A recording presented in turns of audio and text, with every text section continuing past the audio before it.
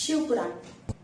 अगर आपको लगता है शिव पुराण सिर्फ एक रिलीजियस स्टोरीज का बुक है तो आप गलत सोच रहे हैं। बल्कि सच ये है कि शिव पुराण कोई रिलीजियस स्टोरीज का बुक या फिर धार्मिक कथाओं का ग्रंथ संग्रह नहीं, बल्कि ये ह्यूमन कॉन्शियसनेस का रिकॉर्ड है। अगर आपको लगता है शिव पुराण देवताओं के फैमिली ड्रामा जैसा कुछ है तो आपने इसे पढ़ा जरूर लेकिन समझा नहीं है। कैसे? चलिए मैं आपको एक स्टोरी से समझाती हूँ जो लिखी है वेद व्यास लिखित शिव पुराण। एक बार विष्णु जी अपनी शेषनाग शैया पे आराम कर रहे थे, तभी अचानक से वहाँ पे ब्रह्मा जी आ जाते हैं और ब्रह्मा जी विष्णु जी को बड़े ही घमंड से कहते हैं, उठो पुत्र प्रणाम करो, मैं तुम्हारा पिता तुम्हें आशीर्वाद देने के लिए आया हूँ। इस पर विष्णु जी को गुस्सा तो बहुत आता है, लेकिन बड़े ही प्यार से और शांत स्वभाव से विष्णु जी ब्रह्मा जी को कहते हैं, कहो पुत्र कैसे आना हुआ। इस पर ब्रह्मा जी क्रोधित हो जाते हैं और विष्णु जी को बोलते हैं, मैं ही सर्वश्रेष्ठ देवता हूँ, मैंने इस सृष्टि का ब्रह्मांड का सबका निर्माण किया है। इस पर विष्णु जी कहते हैं, अरे घमंडी, तू कैसा महान देवता, तू तो चोर है, तू तो मेरी नाभि कमल में से पैदा हुआ है। अब इस पर दोनों में झगड़ा शुरू हो जाता है। दोनों ही एक दूसरे से अपने अस्त्र शस्त्र निकाल कर लड़ने लगते हैं, ऐसे शस्त्र जो इस पृथ्वी को भी नष्ट कर सकते थे। और ये बात देखकर सारे देवताएं भयभीत हो जाते हैं। अब ये सब देवताएं भगवान शिव जी के पास चले जाते हैं।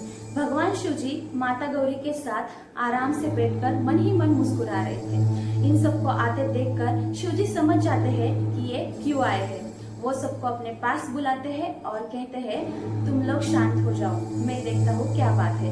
अब शिव जी युद्ध भूमि की तरफ जाते हैं। वो देखते हैं कि वो दोनों एक दूसरे से भयंकर युद्ध कर रहे थे। अब शिव जी क्या करते हैं, युद्ध भूमि में दोनों के बीचों बीच एक बड़ा सा स्तंभ क्रिएट कर देते हैं। ऐसा स्तंभ जिसकी रोशनी इतनी प्रखर होती है कि वो दोनों की आंखों में चली जाती है। अब दोनों युद्ध को रोककर देखने लगते हैं कि ये क्या चीज है। तब दोनों को ही समझ में नहीं आता तो ब्रह्मा जी हंस का रूप लेकर आकाश में चले जाते हैं और विष्णु जी पृथ्वी में पाताल में चले जाते हैं, ये देखने के लिए कि ये स्तंभ का एंड कहाँ पे है। दोनों भीतर ही भीतर चले जाते हैं, लेकिन दोनों को भी इसका एंड कहीं भी नहीं नजर आता। अब ब्रह्मा जी समझ जाते हैं कि ये जरूर शिव जी की कोई चाल है। तो ब्रह्मा जी क्या करते हैं, अपने साथ आते आते केतकी का फूल लेके आते हैं। जी भ्रमित हो जाते हैं और ब्रह्मा जी के पैरों में गिर जाते हैं। अब क्या होता है, ये छल कपट देखकर शिव जी वहां पे अवतारित हो जाते हैं। शिव जी देखते हैं कि ब्रह्मा जी किस तरह से विष्णु के साथ छल कर रहे थे, इसलिए शिव जी उन पर बहुत ज्यादा क्रोधित होते हैं। अपने एक गन को वहां पे उत्पन्न करते हैं और बोलते हैं कि ब्रह्मा जी के सर काट दो। अब वो गन भी ब्रह्मा जी का एक सर काट देता है। जैसे कि हमें पता है ब्रह्मा जी के टोटल 5 सिर थे जो कि भगवान शिव जी ने ही दिए थे। अब एक सिर काटने पर ब्रह्मा जी शिव जी के पैरों में गिर जाते हैं और उनसे माफी मांगने लगते हैं, दया की याचना करते हैं। इस पर विष्णु जी भी शिव जी से कहते हैं कि आप ब्रह्मा जी को माफ कर दीजिए। इस पर शिव जी उन्हें माफ तो करते हैं, लेकिन उन्हें श्राप देते हैं कि तू कपटी है, तूने छल से, तू कपटी है, तूने विष्णु के साथ छल किया है, तो आज से किसी भी विधि में, किसी भी धर्म कार्य में तू पूजनीय नहीं है। इसीलिए हम देखते हैं कि आज जो भी हमारे घर में मंगल कार्य किया जाता है उसमें ब्रह्मा जी की पूजा नहीं की जाती या फिर उनका कोई फोटो हम सामने नहीं रखते हैं। फिर वो केतकी के फूल को भी श्राप देते हैं कि इसके झूठ और कपट में तू भी शामिल है, तो आज से तू भी मेरे पूजा के लायक नहीं है। इतना कहकर शिव जी दोनों को भी एक मंत्र देते हैं जिसका जाप करने के लिए बोलते हैं और शिव जी चले जाते हैं।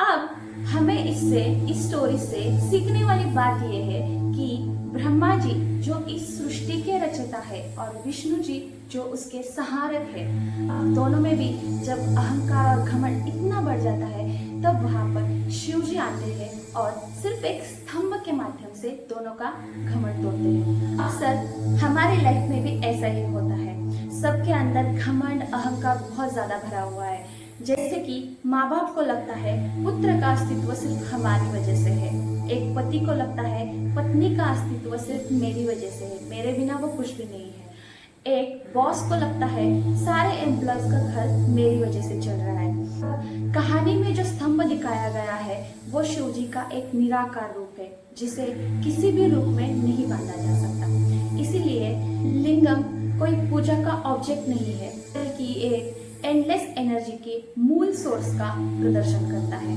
समस्या ये नहीं कि लोग स्टोरी पढ़ते हैं बल्कि समस्या ये है कि वो उसके पीछे का मीनिंग नहीं पकड़ पाते। शिव पुराण सिखाता है मन कैसे शांत होता है, ईगो कैसे बर्न होता है और इंसान अंदर से कैसे ग्रो करता है। शिव पुराण को अगर आप सिर्फ रिलीजियस स्टोरीज का बुक समझ कर पढ़ रहे हैं तो आप इसकी 90% एनर्जी को खो रहे हैं। नमस्कार, मैं अमृता इस सीरीज में शिव पुराण के सारे सीक्रेट्स खोलूंगी, इसके सिंबल के पीछे का लॉजिक, इसका साइकोलॉजिकल विजडम और इसका स्पिरिचुअल ट्रांसफॉर्मेशन मॉडल बताऊंगी। अगर आप सच में ग्रो करना चाहते हैं, अंधभक्ति के साथ नहीं बल्कि रियल नॉलेज के साथ, तो जुड़े रहिए। शिव पुराण का असली रहस्य शुरू होता है अब।